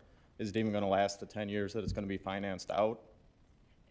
Typical asphalt roads last anywhere 20 years. I don't think I've ever seen one that lasts 20 years. So that's They- up to they- their well, credit. that- We need okay. a more permanent solution. Okay. And then, when was that cost per linear foot calculated? Because asphalt is mainly oil prices change. So say that bid comes under way less what you charged all of us, where's all that money gonna go? Again, this is a rate that is set annually by the common council, so. But say your bid comes under way less than what you already charged all of us, where's that money gonna go?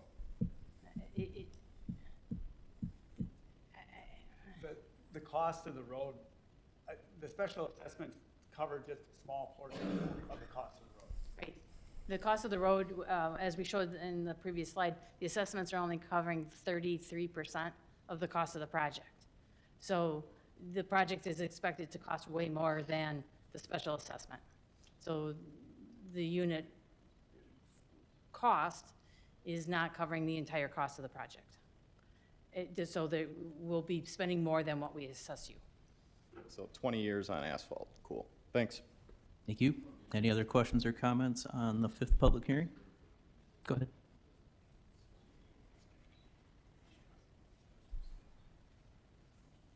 Hello, I'm Dennis Wieselman. I live at 723 South 90th Street.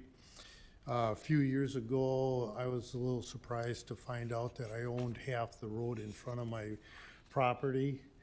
And this year, I was a little surprised to find out that I own half of the alley adjacent to my property.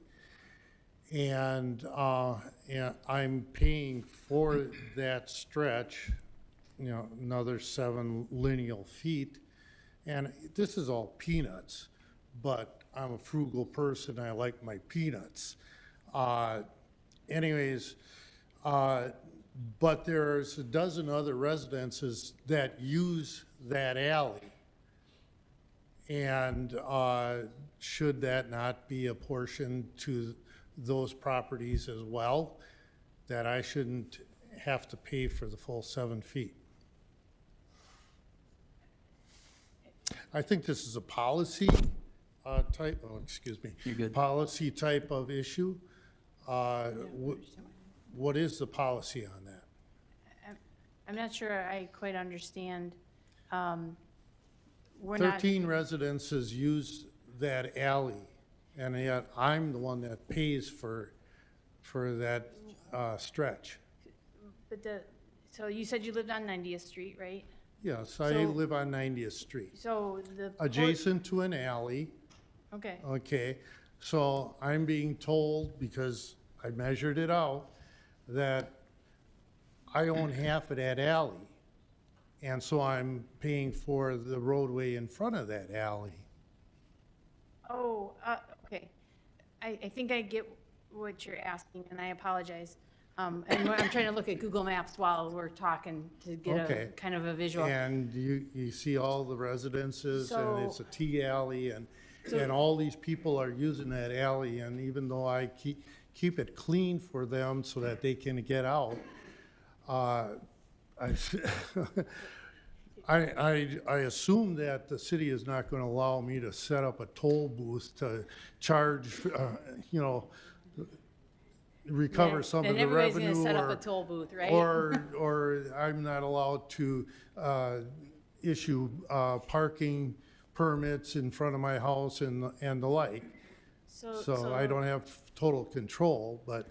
Okay, so the special assessment is for the street, for Mhm. 90th Street. Right. The alley portion, the driveway approach of the alley portion is a city cost. Well, So that it- approaches the city You're cost. charging me for it. I don't. I only have 30 feet of frontage, and I'm getting charged for 37 feet. Okay, well, I think if we can get your contact information, because I don't Okay. have that right in front of me, I'll have to see where the discrepancy is, Alrighty. okay? Should I just call you during the week? Yes, please. Okay, That would be thank you. great, thank you. Thank you. Anybody else under public hearing number 5? Thank you, Mayor Devine. Richard Polivka from 807 South 90th Street. I'm going to primarily address my questions to the engineering department. Our road happens to have a lot of traffic on it that is being used as a bypass between Greenfield and Schlinger to avoid the 84th Street intersection and also the 92nd Street road as well. Several of the residents I have talked to, and they wanted me to bring this up, is what kind of flow mitigation procedures are going to be used on the street to A, limit speeds, and B, to basically eliminate the through truck traffic that we get. Even though there are signs posted both at Greenfield and 90th and Schlinger at 90th that the street is to have no traffic for trucks, but we get it all the time. Okay. I was wondering if the city was looking at adding mitigation measures to help alleviate that. This project, on 90th Street specifically, we are adding some bump outs along the way. I believe it's 4 bump outs that we're planning strategically along the street to create, I like to call it a schweebe, but it's more technically a chicane, to cause traffic to weave in and out, which makes traffic go slower. So that is our traffic calming strategy for South 90th Street. The trucking is a little, it's kind of an interesting issue. If a truck has a purpose on the road, it can be on the road. Now, I think you're probably talking more about trucks that cut through. Correct. And that's really a police matter. Engineering can't, we can't design a road that doesn't allow trucks. Agreed. But hopefully the chicane will, because a truck driver that's trying to make a time limit, an Amazon guy or a beer truck guy trying to cut down the street, they're not gonna wanna weave in and out, they're gonna want the straightest street. So hopefully the chicane will work to have them try to use the more thoroughfares that we have around the area. Okay, my last question would be is, when is the completed engineering document expected to be put up online? We haven't put our plans online before. Okay. But we can certainly get your contact information and send it out. Thank you. Thank you. Are there any other questions or comments on our 5th public hearing? Mayor Devine, Alderwoman Grisham. I just want to thank Melinda and Rob and everyone else here who has showed up to express themselves. We're alders of District 3, Dana and I, so some of these issues that I've heard personally tonight, I've not been called on, so I encourage you, if there is any additional problems, please feel free to call us. Thank you. Thank you. Go ahead. Hey guys, Chris Arnowski, 1025 South 90th. I share a lot of same sentiments that everybody else does, so I won't go through any of that. I really just have 2 questions. First question being, throughout this process, as they're fixing the road and the sidewalks and anything, will there be any damage to the property or ground or anything that's going to need to be backfilled or anything that the residents will be responsible for? No, the contractor will have, if, like, we take a sidewalk slab out, which is in, next to your private property, the contractor would fill that in with soil, topsoil, and sod. Okay. You may have to do a little watering, but other than that, no. Okay. Lastly would be, if the project hypothetically was to go over budget, would there be another assessment imposed on us? Absolutely not. Okay. Unless the Common Council wants to do this all again, which I'm not gonna volunteer for it. If you guys wanna do it, you know, we'll send Rob in there instead. But no, we cannot raise your special assessment without having either another public hearing, or if it's specific to your property, let's say we had planned to replace 2 sidewalk squares, but you want a 3rd sidewalk square to be replaced, that would be an additional cost. We would contact you, we would tell you that additional cost, and you would sign what we call a waiver, waiving your right to a new public hearing and agreeing to pay the cost. But you would be in full knowledge of what that cost is ahead of time, and you would get to make that decision. We would give you that estimate, and you could say, nope, that's too much, and you wouldn't even have to sign the waiver, and we wouldn't do the work. So we cannot make it more than what we have told you. Excellent. Thanks. Thank you. Any other comments, questions on public hearing number 5? My name is Susan Peterson, and I live on 1354 South 90th. And I've listened to everybody, and I agree with them on the cost.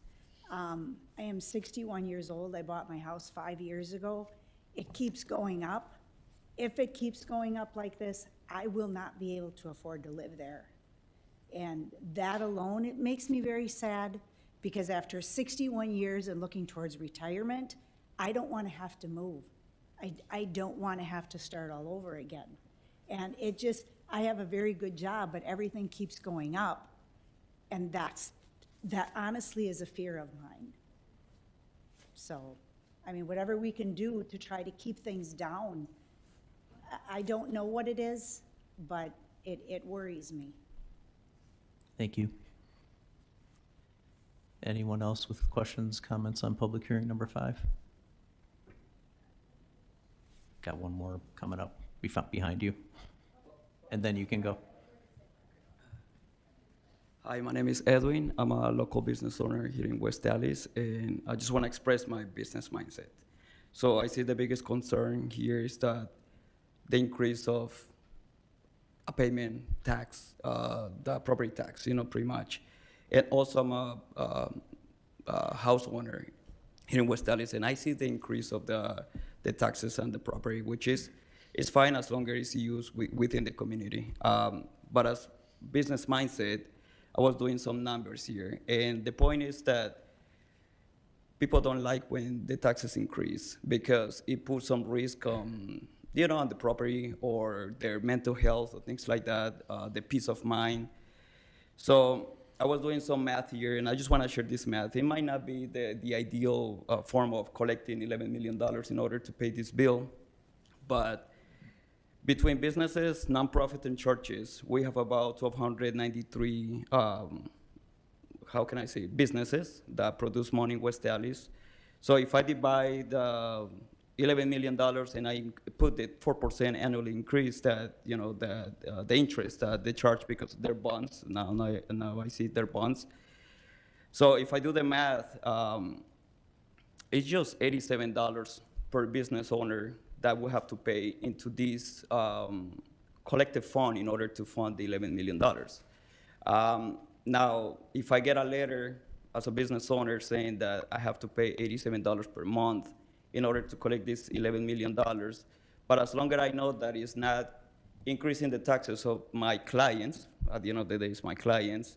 So I would say just with a really good marketing campaign where we keep the money within West Allis, which is like, all right, let's participate within the businesses in West Allis. I mean, $87 is peanuts. It's nothing. I think between all business owners, churches, nonprofit organizations, they have to share some part. They have to take some risk sometimes. I think it's just a good way to collect this money and not affect actually the homeowners because I think it's a good way, like we can participate, we can, it's like we increasing the sales tax at the end of the day. And as long as we get a really good campaign where we educate people of West Allis to participate in order to fund these projects, because this is not gonna stop. We're gonna have to fix all the streets, I can see that. But my numbers are my numbers, like I kind of know about businesses. I've been in business for more than 20 years. So I just wanna share that with you guys. I think it's a solution that we can actually collect this money within the businesses and not actually increasing the taxes on the people. That's all. Thank you, guys. Thank you. Any other questions on public hearing number 5?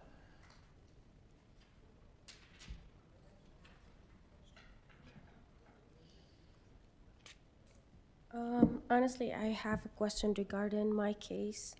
So I want to ask, can you explain how a property that permanently lost unusable land and experience increased noise and safety risks and reduced marketability is considered to have received a direct benefit that legally justified a special statement? And I'm saying that because, sir, this bank is my land, gonna be taken. This purple one, the construction worker and their equipment gonna be there 6 months or so. I don't know how it's gonna take, maybe less, maybe more.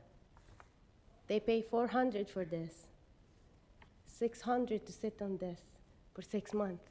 That's $1,000.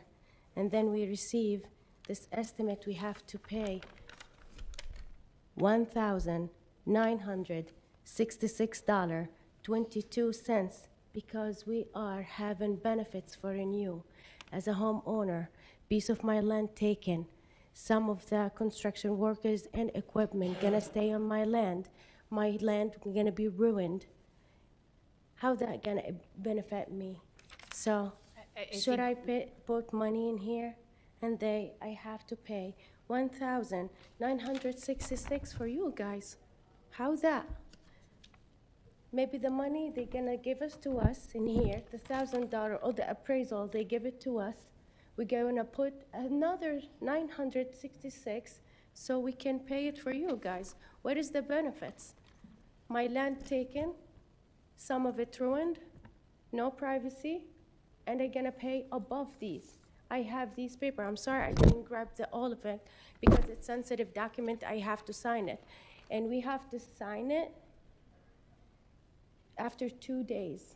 I'm here because I need answers. My husband, he's on mortgage and all this stuff. We cannot afford this. Honestly, we cannot afford it.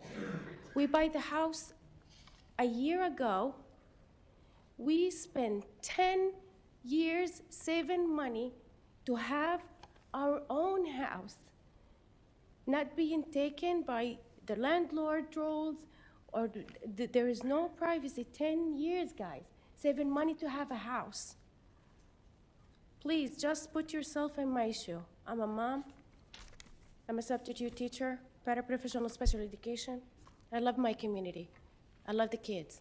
I love special needs kids. I love them. I help them.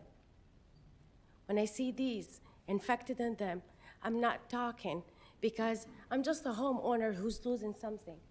No, my kids doesn't have the rights. My husband works so hard, and I believe this community need a beautiful project, but not above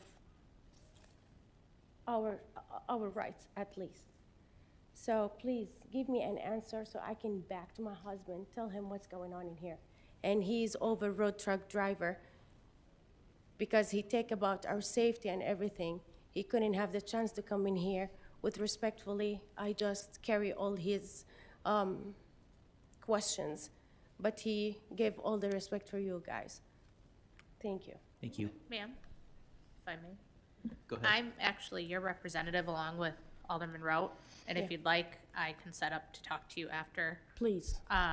I don't know that we'll get all of your questions answered tonight, but between myself and the engineering, I'm sure we can get you in the right direction, okay? Please, appreciate you. Thank you. Thank you. Any other questions on our final public hearing?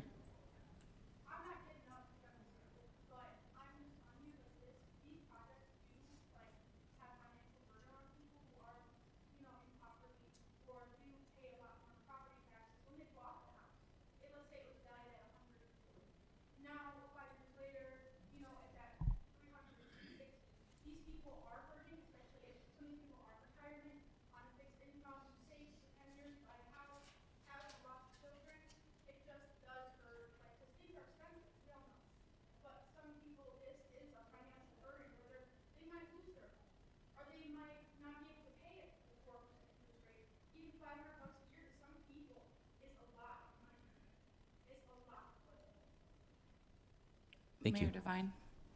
Alderwoman Keene? Just on that note, we get it. We've been there. I've paid for a street twice. I don't have boatloads of money sitting up here. We don't get paid a lot, trust us. We don't do this for the paycheck. So, like, we get the financial burden of it. We get the disruption of it. Some of us have gone through it once, twice, sometimes 3 times, none. So just like, I just want to reiterate that we do completely understand that we are citizens too, that also pay taxes, that also pay for the streets, that also, you know, go through all the same stuff that you as citizens do. So I just kind of wanted to call that out, that we completely understand that point. Alderwoman Nolan? You turn your mic on. It's not, or the light's not on. I'll be Chad. Hey, also just want to add in, Dan's TED Talk about municipal funding was pretty great, but it really is important that you are reaching out to your state officials, your representatives, because they have far more control over how we can fund things at a municipal level than what we do. We're given the framework and then told, good luck, work within it. But I have a corner lot and got taxed 2 years back to back, so I understand. It's not fun. Thank you. Last call for public hearing number 5. Okay, we will close our final public hearing. Thank you, everybody. And we will move on to Part E, which is public participation. This is where the council can receive information from members of the public during this 30-minute period. We ask that you, again, sign in and give us your name and address at the podium, and limit your comments to one statement of no longer than 5 minutes. Does anybody wish to address the council under public participation this evening? Seeing none, we will close public participation, and we will move to item F, which is our standing committees. They will be meeting during recess. If you are here for business of a permit or a license or something along those lines, please feel free to grab one of us when we break for recess to make sure that we get you into the right committee room. Moving on to the mayor's report, item G. I have a couple things today. I kind of want to start with some sad news. As a lot of you may be aware, we had two very prominent members of our community pass away recently. One of them is Pat Wolf, who a lot of you know from her work on the Historical Society. She was one of the founders of Candy Cane Lane. She was a member of the Women's Club. She played Mrs. Claus along with Santa in our parade.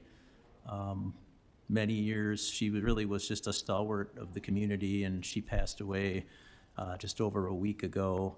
And also, I want to just announce that we lost a phenomenal employee who passed away, Karen Rittenhouse, who worked in our water department, and she just passed away this past weekend. So if you are someone who prays, please keep these families in your prayers.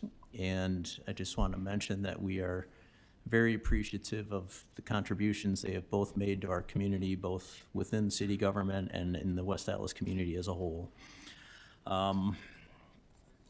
Moving on to just congratulate, over the weekend, Friends of La Follette Park had their Empty Bowls event, and it was a big food drive for our local pantries, and I want to thank them for putting that together, as well as the bread peddlers and all the other restaurants in our community that donated soup for the fundraiser.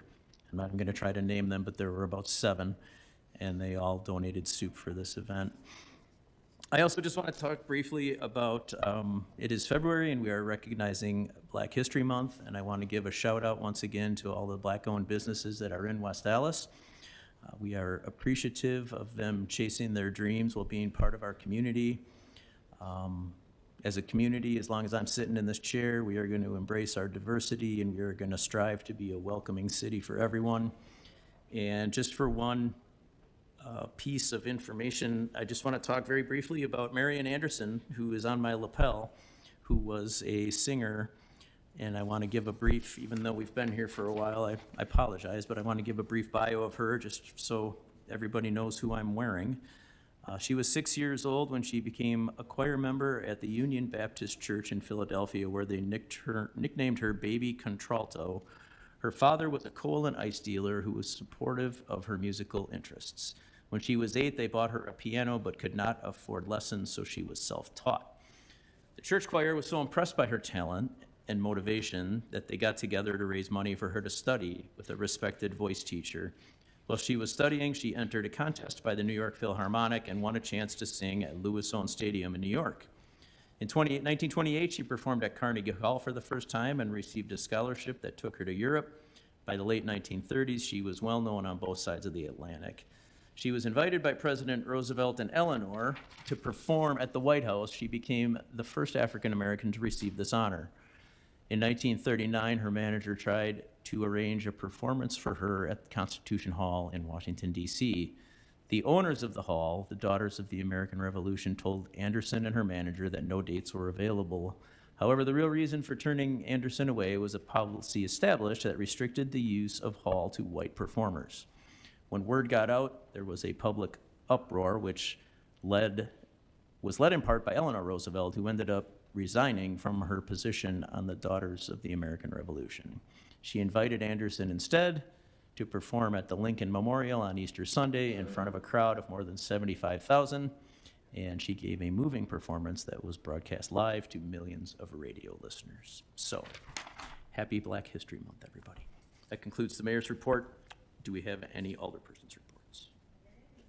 Alderwoman Nolan. Dang it, sorry. I'm still going to be Chad. Just wanted to let folks know that District 2 is going to be holding office hours again. This month, it will be at Storykeeper Books on the 26th from 6 to 7:30 p.m. And thank you to everybody that came out to our office hours at Station 6. Was really well attended, and we're looking forward to that continued community engagement. Thank you. You just reminded me, we have Coffee with the Mayor coming up next Thursday in District 1. 10 o'clock Thursday at Peace of Love on 68th and Lincoln. You're all invited. Any other alderpersons' reports now that I backpedaled into the mayor's report again? Alderman Havelson? West Allis Arts Collective is hosting an event at OPE on February 22nd, Art in the Heart of West Allis. Join us for a vibrant afternoon of local talent and community spirit. It starts at 12, goes till 6. It is free to attend. It's at Oak Brewing Company. All ages are welcome. Bring your dogs. Thank you. Any other reports from the alderpersons? Mayor Devine. Alderman Haas? I move for approval of the January 20th, 2026 Common Council minutes. Second. There's a motion and a second. Is there any discussion on corrections or changes or omissions? Hearing none, all in favor? Aye. Any opposed? Minutes are approved. Standing committee reports, we have none. We will move right to the consent agenda. Alderman Haas. Thank you, Mayor Devine. Do any council members wish for separate action on any of the items in our consent agenda?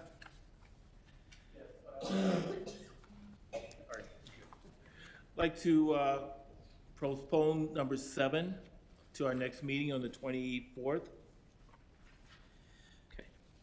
Is there any objection to postponing? If not, I believe I can just say so ordered and it's done. Done. So ordered. All right. Any other requests for separate action? Then seeing none, I move, or none others, no others, I move for approval of item K, the consent agenda, minus item 7. Second. There is a motion, there is a second. Is there any discussion on that? If not, I'll ask the clerk to call the roll. Alderperson Halverson. Aye. Keen. Novak. Aye. Noling. Aye. Rote. Aye. Turner. Aye. Weigel. Aye. Grisham. Aye. Grobe. Aye. Haas. Aye. 10 in favor, 0 opposed. That item carries. And Mayor Devine. Alderman Haas. Before we go to recess regarding item number 31, the report by the engineering department related to the August 2025 flooding event, there's been a request, and Alderman Rote, as the chair of the Public Works Committee, has agreed that that item will be discussed at the conclusion of the Economic Development Committee meeting. So all council members will have the ability to be present for the Public Works Committee discussion on item 31. And then with that, I move that the council stand in recess until the conclusion of our committee meetings. There's a motion, there's a second. All in favor? Aye. Any opposed? We are in recess.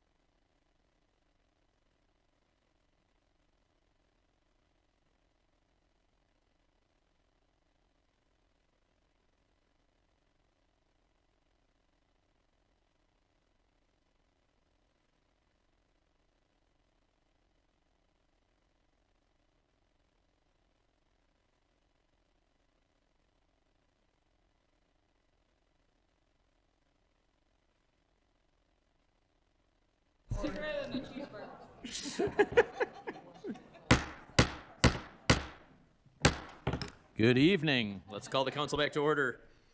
And I will ask our clerk to call the roll.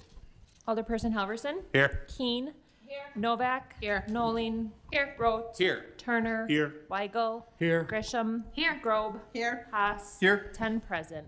We have a quorum. Let's start with the Administration Committee has nothing. What's that? It's been that long, we have to do the pledge again.